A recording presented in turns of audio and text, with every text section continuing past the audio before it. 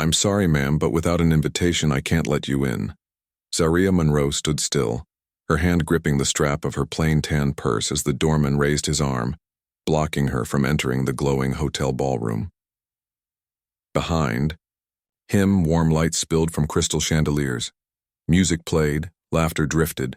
Everyone inside looked like they belonged. She didn't. I was told the wedding was tonight.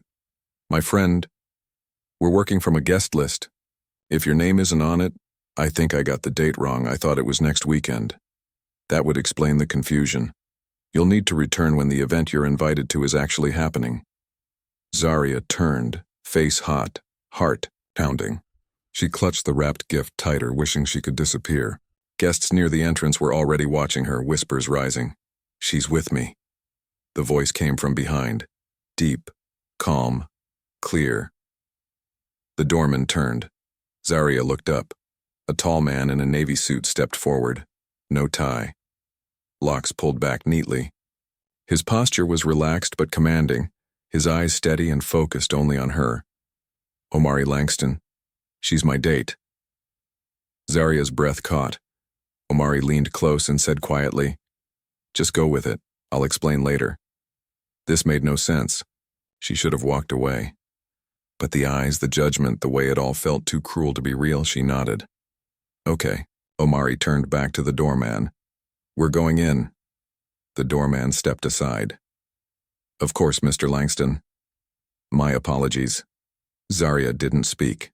Omari's hand rested lightly at the small of her back as they walked through the doors into the ballroom. The music played on, glasses clinked, people turned to look. Her shoes were scuffed. Her dress was simple. The paper-wrapped gift still hung at her side. She didn't look like she belonged here. But for some reason, she wasn't being pushed away. Are you always this impulsive? She asked. Only when it matters. Did you really just grab a random date? I saved someone from a bad night and avoided showing up alone. Win-win. She glanced up. He looked completely at ease. Are you even supposed to be here? My ex is getting married. I'm very much supposed to be here. This is your ex's wedding? Yes. And I'm your fake date? Unless you'd prefer going back to argue with security. She rolled her eyes. Let's go with fake date. They moved further into the ballroom, passing tables of polished guests. Omari walked like the room belonged to him. Zaria kept her head up.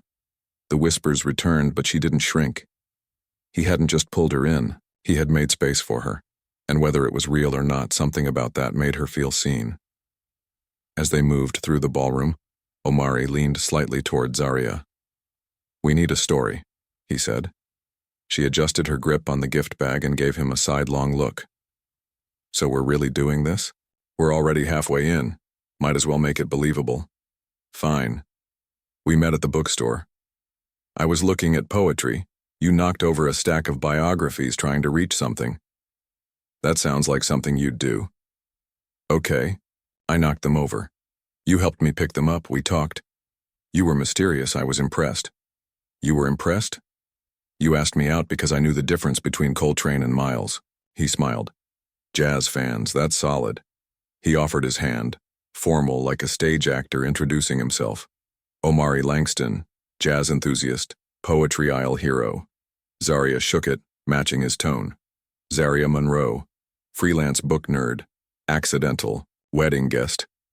Their hands held a second longer than necessary. Electricity, unspoken curiosity, a connection. As they drifted toward the refreshment table, he asked without looking at her, So what were you really doing here before I pulled you into all this? Zaria glanced around the room, then shrugged. I thought my friend's wedding was tonight, mixed up the dates, showed up early, got embarrassed, was about to be kicked out when you appeared like a hallucination in designer shoes. He gave a soft laugh. And instead of walking away, you stayed. Only because I didn't know who you were. You do now? I've seen your name in headlines. Real estate, philanthropy, family wealth. You don't look like the kind of guy who improvises a date. I surprise people sometimes, including myself. He picked up 2 glasses of champagne and handed her one. They touched rims and took a sip. For two strangers, the moment felt unexpectedly comfortable. Zarya scanned the room, watching the polished guests mingling like they'd rehearsed this scene their whole lives. "So this is your ex's wedding?" "Yes." Bold move. Showing up. "I didn't come for drama, just closure." She looked at him more closely. He seemed polished, in control, but there was something tired behind his eyes, something real. "Well," she said, "you've got a convincing date now. I can make exes jealous in under 10 minutes. You already have." They stood near a tall floral centerpiece, sipping quietly, invisible and visible all at once. Zarya didn't know what she was doing here, but for the first time in years she didn't feel like a background character in someone else's story, and Omari couldn't stop watching her. The ballroom gleamed under the chandeliers. Guests in silk and designer suits floated between tables, and conversations. But the moment Omari and Zarya stepped further into the room, something changed. It wasn't loud or dramatic, just a shift. Voices dipped, heads turned. A ripple passed through the crowd. Then came the question, sharp and unmistakable. "What is she doing here?" Zarya stopped walking. She didn't need to hear her name. The tone was enough. She turned slowly. At the front table, beneath a floral arch and strands of hanging crystals, stood a woman in a lace gown, veil pushed back, eyes burning. Imani Duval. Radiant bride, Omari's ex, the picture of elegance, until now. Imani stared like the sight of Zarya had knocked the air out of her. Grace cracked beneath fury. Guests murmured. Their expressions shifted from curiosity to discomfort. Omari didn't waver. His voice was even. "She's my date." Another ripple. This time the whispers weren't subtle. "That's Zarya Monroe, the cousin they never invite. I heard her family lost everything. She dropped out of college. She's crashing." "No."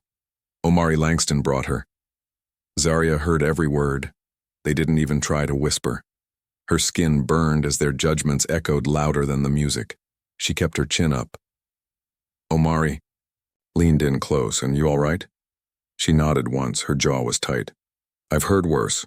He noticed how her hands curled at her sides, nails pressing into her palms. Before he could say more, Imani left her seat.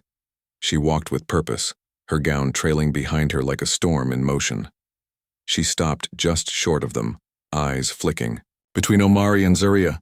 "Omari," she said, her voice smooth, fake sweet. "Can I speak with you?" He looked at Zarya. She nodded. "I'll be right here," he said. Omari followed Imani to the corner near the cake display, close enough for Zarya to see them, far enough that she couldn't hear. Zarya didn't move.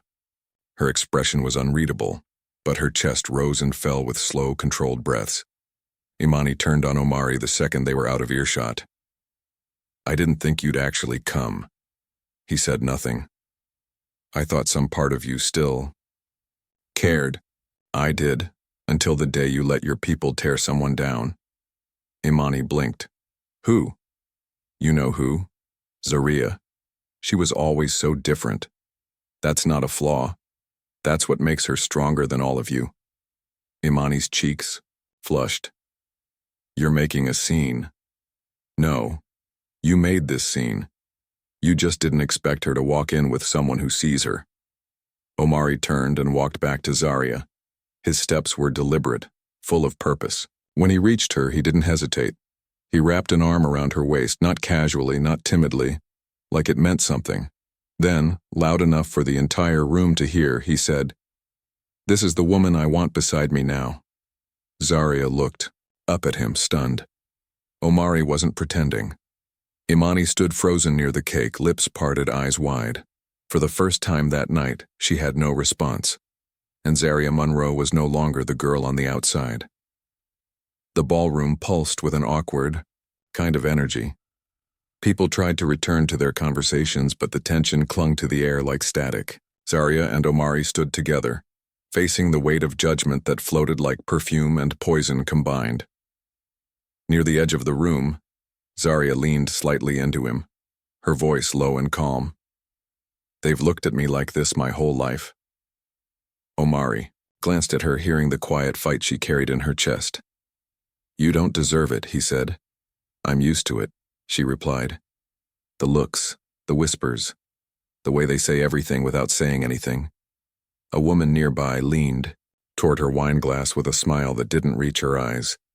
It's sweet, really, how far some women will go just to be seen. Zaria turned her head slightly. "I mean," the woman continued, "showing up at your ex's wedding with a billionaire? That's a move. Very made for TV."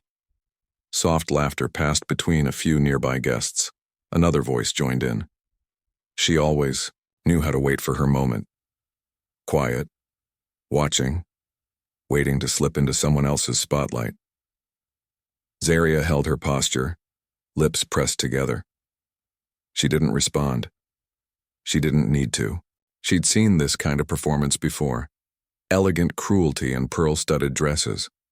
But before she could decide whether to walk away or speak, Omari stood up. The scrape of his chair against the floor cut through the noise. He didn't raise his voice. He didn't need to.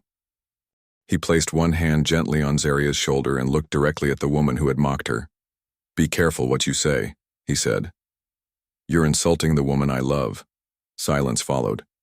Complete. Absolute. Every eye turned toward them. Even the violinist hesitated mid-note. Zaria felt her heart hammer, but she didn't move. She looked at Omari, trying to read his expression, but he wasn't bluffing. There was no hint of a joke. He leaned down slightly, his voice softer. "Now, not for them, just for her. You're the only real thing I've seen in this room." Then he turned and walked away. Zaria rose and followed him through the nearest side door, out into the evening air beneath strings of lights that glowed across the stone patio. She caught up to him near the railing overlooking the ocean. The waves were dark and restless under the moonlight. She stopped just short of him. "You didn't have to do that," she said. "I did." "No, Omari, you didn't. I'm used to it. The stares, the judgment, it doesn't affect me like it used to." "That's exactly the problem. You can't just step in and protect me like I'm helpless. That makes me feel like I need saving." He turned to face her, calm but firm. "I didn't say it to save you. I said it because someone needed to. I said it because you deserve someone who won't stand by while people tear you apart." Zaria stared at him, chest rising with each breath. "But you said it in front of everyone." He met her eyes. Maybe it wasn't a lie. She froze. Before she could process that, a figure approached them from behind, veil lifted, mascara flawless, steps slow and practiced. "Imani." "Omari," she said softly. "I made a mistake." He didn't move. "I let people convince me to give up what we had. I let pride get in the way. But maybe it's not too late." He looked at her without anger or regret, just clarity. "It's not too late for you to become a better person, but it's too late for me to come back." She blinked, stunned. He didn't wait for more words. He turned to Zaria, took her hand gently, and without another glance back, walked forward. This time there was no pretending, and no one else's approval mattered. Outside, the ocean wind brushed over the stone patio, carrying the scent of salt and something new. Zaria stood near the railing, her back to the ballroom, eyes locked on the horizon. The lights behind her faded into murmurs and clinking glass, but she didn't look back. Omari stepped beside her, his voice low. "Talk to me." She didn't move at first, then spoke with her eyes still on the waves. "I wasn't even invited tonight." Omari's brow furrowed. "What?" "My mother asked me to drop off a gift. That's all. No call, no text, no invite, nothing. Not even a lie to soften it." He stared at her. "Why?" Zaria took a breath. "Because I'm not part of the real family. That's what they used to say." She turned to face him. "When I was 12, my father's business collapsed. Everything went. House, savings, stability. My parents divorced. My mom raised me on her own. There were no ski trips, no country clubs, no private schools. Just stretch-the-dollar meals and weekend jobs. They never let me forget it." Omari listened without interrupting. Imani was the golden child. She had the hair, the grades, the confidence. I was the one no one had time for. At family reunions, I was the plus one to my own bloodline. Eventually, they stopped pretending. They stopped inviting me altogether. Omari's voice was calm but tight. That's not just cruel, that's calculated. Zaria shrugged. It's life. No, he said. That's the excuse people use when they want to act like it's not their fault. She looked at him, expression unreadable. You saw how they looked at me tonight like I was the wrinkle in their perfect tablecloth. I saw it, Omari said. But I also saw how you didn't flinch. You stood there like you belonged, even when the whole room was trying to say you didn't. Zaria's eyes softened, caught off guard by the way he said it. Maybe they can't see your worth, he said. But I do. Her throat tightened. She didn't know what to say to that. You could have walked away the second I pulled you into this, he continued. But you didn't. You stood by me. You kept your head high when they tried to pull you down. That's not survival. That's power. She blinked fast, fighting the pressure building in her chest. Why does it mean more coming from you? Because I know what it feels like to have a room clap when you win and go silent when you fall. I've lived in rooms full of praise and still felt alone.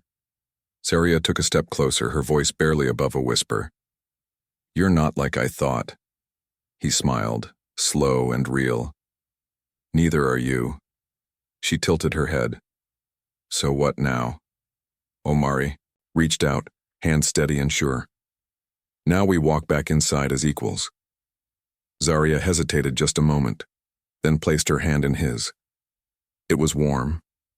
It was grounded, and for the first time in her life, she wasn't walking behind someone else's story. She was walking beside someone who saw her for everything she was. The ballroom glowed with soft gold as Zaria and Omari returned, walking side by side like the shift in the air couldn't touch them. Heads turned again, but this time Zaria didn't shrink beneath the stares. Her chin was lifted, eyes forward, hand still in his. They found their seats at a long table near the front. Crystal glasses sparkled around them. People leaned in and murmured, watching, speculating. Across the table, a woman in a white silk shawl tilted her wine glass toward Zaria, eyes narrowed with polite malice. It's heartwarming, really, she said with a smirk. How some women will do anything to be seen. Zaria didn't respond.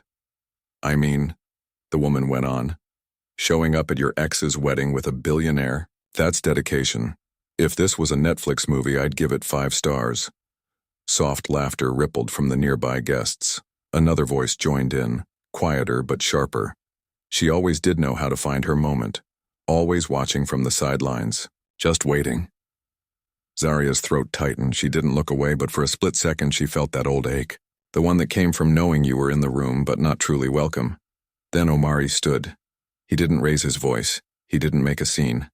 But the table fell silent. He placed one hand on Zaria's shoulder and looked directly at the woman in silk. Careful with your words. You're talking about the woman I love. The hush grew deeper. Even the music seemed to dim behind the weight of his voice. Zaria stared at him, heart pounding. He wasn't acting. He wasn't pretending. He turned slightly, and though he wasn't speaking to anyone else now, his voice was only for her. You're the only honest thing I've seen in this room tonight. He straightened and walked away, shoulders squared, leaving the stunned table behind. Zaria rose and followed, her legs slightly unsteady but her resolve stronger than ever. Outside, beneath the strings of warm lights that laced the stone patio, she caught up to him. The night air wrapped around them like a secret. You didn't have to do that, she said. Yes, I did. No, Omari, you didn't. I'm used to this. I've had people call me out, cut me out, and call me less than. I've learned how to handle it on my own. That's exactly the problem. She crossed her arms. You can't just shield me like I'm fragile. He stepped closer. I didn't say it to protect you. I said it because someone needed to. Because you deserve someone who doesn't stay quiet when you're being disrespected. Zaria stared at him. But you said it out loud, in front of everyone. He looked her in the eyes. Maybe it wasn't a lie. She froze. Before she could find her words, another figure approached. Imani. Her expression was softer now, tinged with something close to regret. "Omari," she said, her voice trembling slightly. "I made a mistake." He didn't answer. "I let people talk me out of what we had. I let image come before truth. But maybe it's not too late." He looked at her calmly. "It's not too late for you to grow, but it's too late for me to come back." Imani's lips parted, but nothing came. He turned to Zaria and took her hand. And when they walked away together, there was no more performance, only purpose. The morning sunlight slipped gently through the hotel suite's sheer curtains, casting warm streaks across the floor. Zaria stood at the edge of the bed, folding Omari's navy jacket with slow, careful hands. Her overnight bag was open beside her, half-packed. The quiet felt heavier than the night had. The sounds of the previous evening, music, laughter, the kiss, the stares, felt distant now. Too beautiful to be real. Too fragile to last past sunrise. She laid the jacket across the bed, fingers lingering on the fabric, still carrying the scent of cedarwood and something uniquely his. Then she slid on her flats, lifted the bag to her shoulder, and walked quietly to the door. In the hallway, everything felt colder, more polished, less human. She pressed the elevator button and stared at her reflection in the golden metal. Her hair was messy, her eyes were tired, and she looked like someone who had dared to believe for just one night that she could belong in someone else's world. "Zaria." His voice echoed down the corridor. She turned. Omari stood barefoot at the end of the hallway wearing a simple black t-shirt and joggers. He looked nothing like the man who had walked through a ballroom with the world watching. He looked like someone who hadn't slept, someone who hadn't let go. He held a folded piece of paper in his hand. She started. Then she exhaled. "Yeah, I was leaving." He walked toward her without hesitation. No anger, just quiet urgency. "This wasn't just about last night," he said. "It wasn't about avoiding questions or making a point. It was real, and I don't want you walking away thinking you were some kind of stand-in." "Omari," she began. "You're going back to your world and I'm going back to mine," she said. "This was beautiful, but let's not lie to each other. I was just a chapter you didn't expect." He shook his head. "You weren't a chapter. You were the story." He held out the piece of paper. She took it, confused. It was the invitation, the one her mother had received. Zaria turned it over and froze. Written in elegant, cold script were 5 words. "She'll never belong with us." Her fingers trembled. "She wanted to remind you," Omari said, "that no matter how close you got, they'd never see you as one of them." He pulled a silver lighter from his pocket, lit the flame. Without looking away from her, he touched the flame to the corner of the invitation and let it burn. The paper curled into smoke and ash, falling to the brass bin beside them. "She was right," he said. "You don't belong with them. You belong with me." Tears stung Zaria's eyes. "You don't know what you're saying." "I do," he said, voice steady. "For the first time in years, I know exactly what I want. It's not a polished life or image perfection. It's morning light and messy hair and someone who looks at me and sees the man, not the mask." She looked down, trying to catch her breath. "I'm scared." He reached for her hand, warm and strong. "So am I. But I'm done letting fear speak louder than truth." The elevator behind her opened with a soft chime, but she didn't move, because this time she wasn't walking away. She wasn't leaving with shame.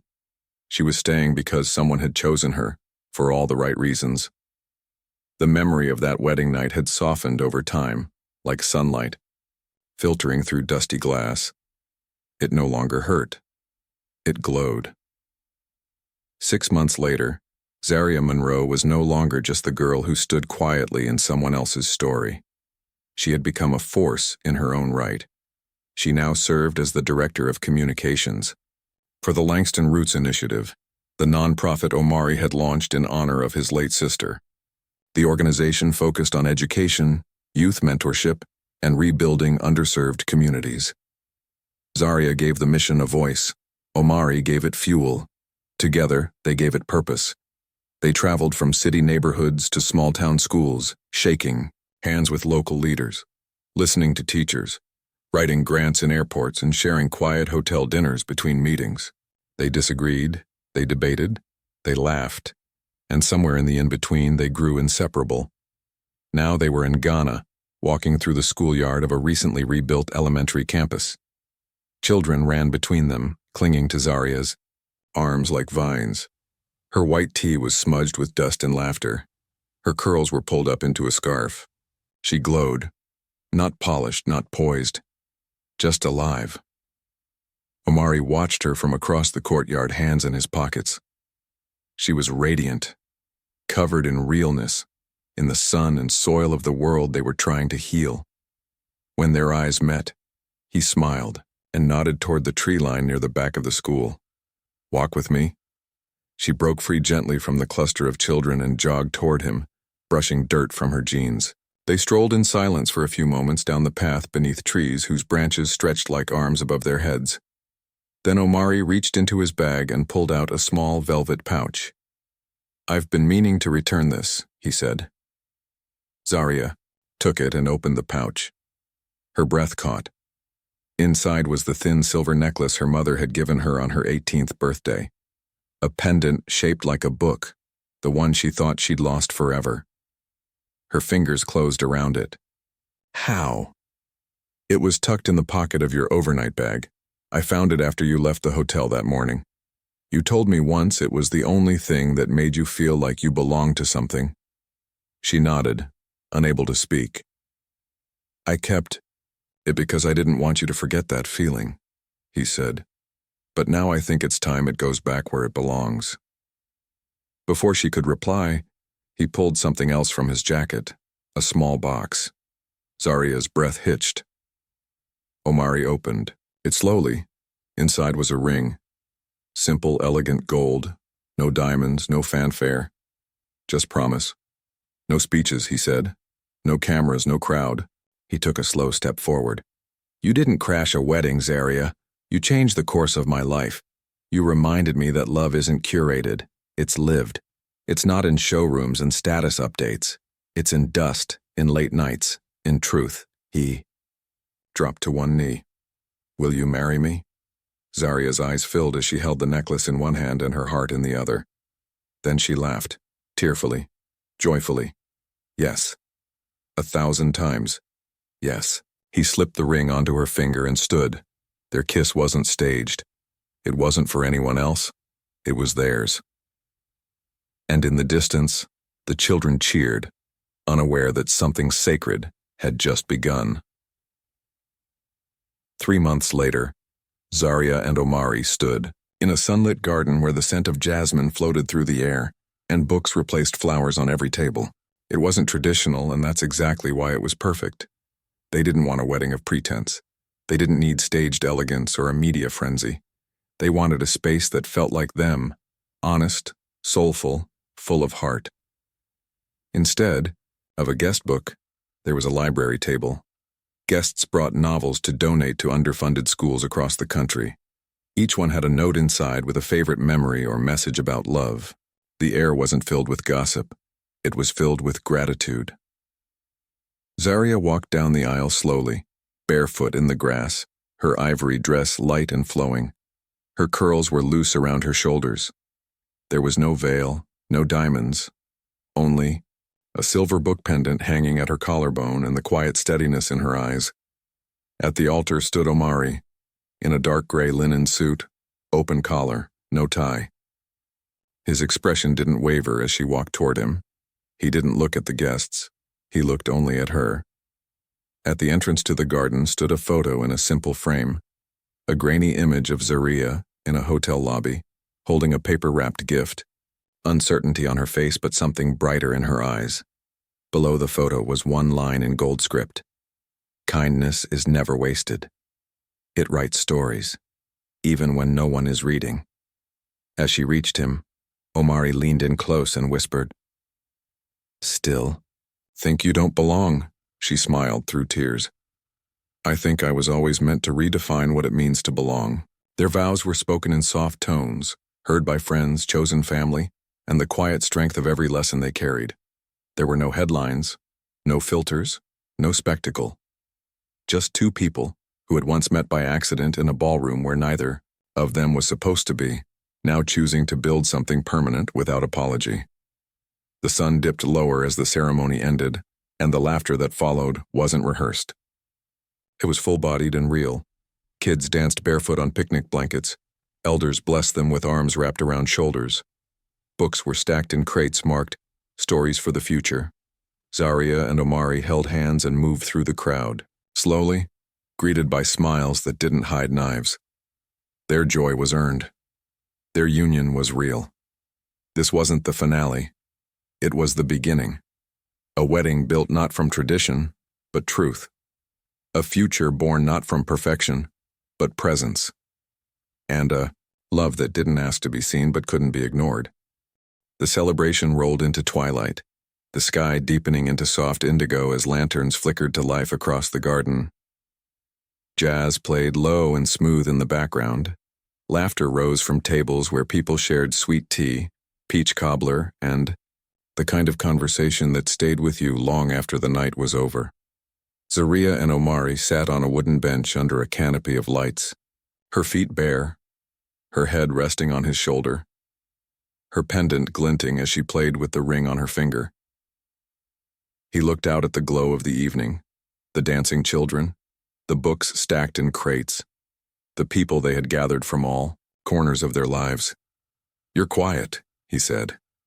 "I'm soaking it in," she replied. He turned to her. "I used to think love had to be flawless. Perfect timing, perfect pictures, perfect everything," she smiled. "Turns out real love just needs two people who refuse to let each other go." They sat in silence for a moment, a silence that wasn't empty but full, of peace, of growth, of understanding. Omari's fingers slid between hers. "I've walked into 100 rooms where everyone knew my name, but tonight for the first time I feel like I actually arrived." Zaria looked at him and nodded. "And for the first time I didn't feel like a guest in my own life." Later, as guests lit sparklers and waved goodbye, Zaria and Omari walked down the garden path hand in hand. No limo, no paparazzi. Just two souls stepping into forever. There had been no aisle lined with roses, no string quartet playing their way out. Just the rustle of wind, the smell of summer earth, and the soft laughter of people who had seen their love unfold from a chance encounter to something unshakably real. Zaria, once forgotten, was now unforgettable. Omari, once surrounded by hollow admiration, had found the one person who saw him without the spotlight. Together, they didn't create a fantasy. They built a future, a love story that began with a fake date and became something neither of them knew they needed, from survival to sovereignty, from invisibility to intention, from pretend to forever.